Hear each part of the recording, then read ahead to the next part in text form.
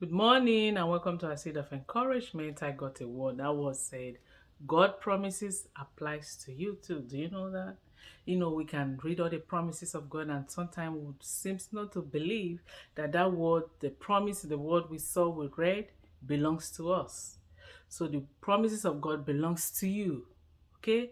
What are you going through? What is buffeting you? What is stressing you? What is it that you can't rest your head and have a beautiful sleep?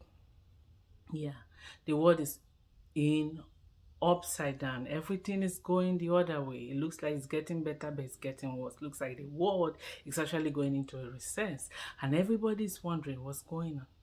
But I come to assure you there is a sure word for us to stand on.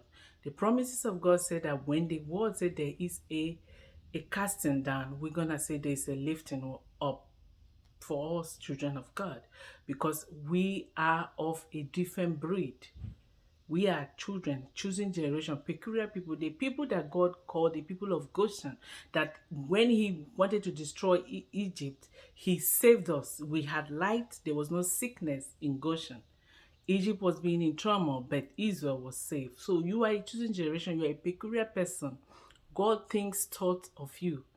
So be comforted, be encouraged. I just want to encourage us this today that God promises is for you. It's not for you to say it, it belongs to you too. It applies to you. So believe it. Let it sink down. Let it settle in you that the promises of God belongs to you and your family. The promises of God in Genesis said, has given you dominion to dominate, operate. God has the promises of God. God has given you the key to the kingdom and said, go out, dominate, be fruitful, filled the world, multiply. That means whatever you touch has to multiply.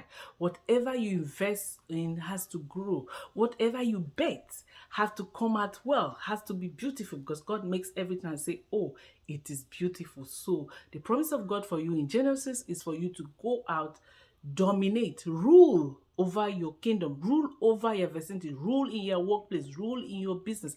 Whatever you set your hands to do, you are supposed to dominate. Know that the promise of God for you in Genesis is to dominate. Take the word of promises of God in Deuteronomy. He said he will give you power to make wealth. It is God that will give you power to make wealth. And God is promising you and telling us that his promises for us to make wealth is a sure banker. All you need to do is to align what you want to do to his promises, to his will. He said, lean not on your own understanding, but in everything, acknowledge the word of God towards it, and God is going to do. And he's telling you in Deuteronomy that he is going to give you wisdom to make wealth. That is the promise of God to you. God went further to Joshua and said, do not be afraid. Do not be discouraged. Only be courageous. Only be bold. And meditate on this book he has given you. Meditating it in the day, meditating in the afternoon, meditating in the night, so that you will be successful. That's the promise of God. God said when you go through his word, he will provide for you. You will be successful, because in the word of God, in that manner of life that God has given us, that is where his promises are, and that's where you will see it. And when you know the promises and the guidelines of God, then you will trade and you will have profit. And God is telling us that when we meditate on those words day in and day night, we shouldn't be afraid. We shouldn't be afraid about the circumstances or what we see going on or what is buffeting you. God is telling you that he is with you. He will not leave you. He will not forsake you. He's forever with you. He said, just be strong, be courageous. And he's telling you that you will be the one that will share the inheritance to these people, to your generation, to your children, to your children's children. God is promising you that you will be in charge, and stand on that. God went further to tell us that in Isaiah, he said, I am the Lord your God. I will strengthen you. Those that wait on me, I will strengthen them. They will not get weary. They will not get tired. I will strengthen them. They will mount on wings like eagle. They will fly. They will soar. God is telling you He is your strength. He is your deliverer. He is your helper. He said in the Psalm that those that dwell in Him, their shield, He hide you under His opium. You are, if you make God your dwelling place, then you are a shield from the pestilence, from the destruction that come in the noon on the night. He said they will not come near you. He said even 1,000 will fall by your side, 10,000 by your right hand, but it will not come near you. That only with your eye will you behold and see the reward of the wicked. That's what God is telling. God is giving assurance that the enemy is going to strike. The enemy is going to do all he's going to do, but God is going to give you victory. Don't care about the disease going and said they will not come near your dwellings. God is telling you that He's a healer. He told us in Philippians that will give you more than you even dream or think of. He will give to you. And God is telling us in John that He will give you peace. The peace that the world doesn't give, that He is going to give it to you.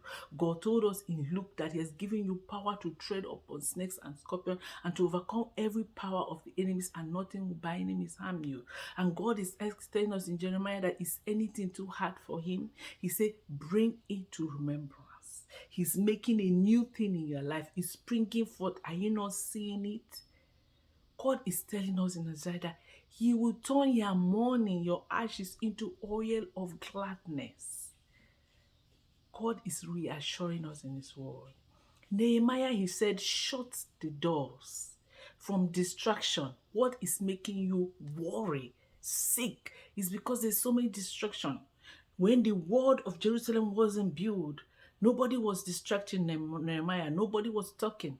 But immediately Nehemiah begins to build, sabotage, and his cope begin to bring destruction. They begin to call Nehemiah, come, let's have a meeting, come, let's go. He said, no, it's not certain. It's not everywhere you've been called, invited, that you go. You have to know how to treat. That's why God is saying, open the manual He has given you, the Bible, that is a source where God speaks to you. God speaks to you through His word. God is not a magician. He wants to communicate with you through His word. Open it there in and night, and God is going to speak to you. He's giving you direction. God is protecting you. God is saving you, but you are not. Before ever David goes to any war, he goes back and say, Lord, should I go? Should I pursue this? Should I go to this war? And God will say, go to this war. Or God will say, no, what shall I say? Jehoshaphat, when it was too much for him, he called him and said, he invited the singer, says, sing, let's praise. They praise and says, God, see, this great army of people are trying to take us over. What should we do?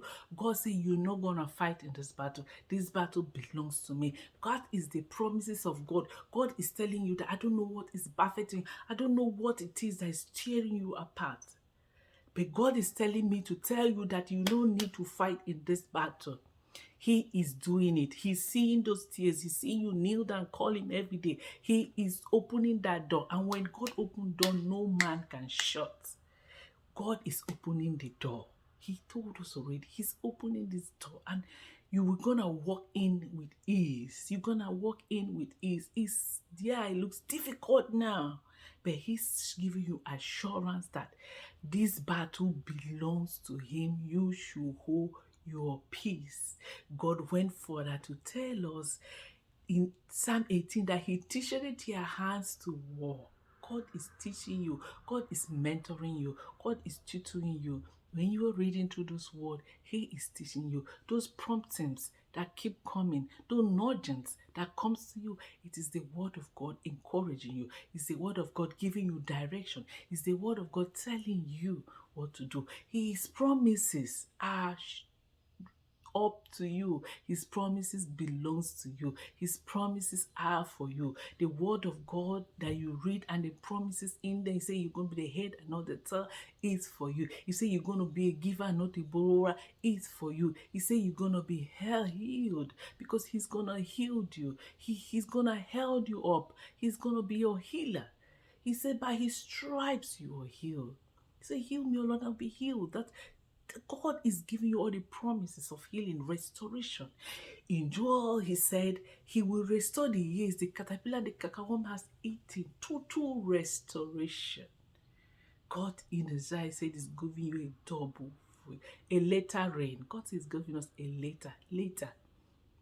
Your later days will be better than your beginning. That's why he said, despise not this, your humble beginning, because he's gonna bless your later day. He says it's gonna be a cup running over, filled over, overflowing. Will he bring to your blossom?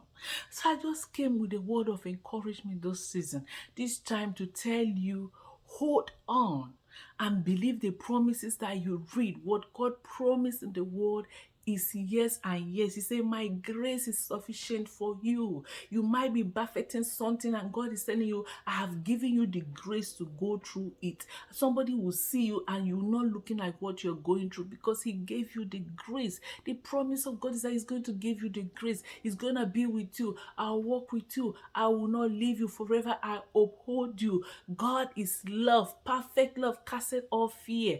Believe his promise that he is yes and yes. He loves you. He breathed on you. You are the rhythm of his heartbeat. He loves you so much. He sent his son to die for you. Hold on to the word of God. Just believe. Martha said, nevertheless, Lord, at your word, I believe.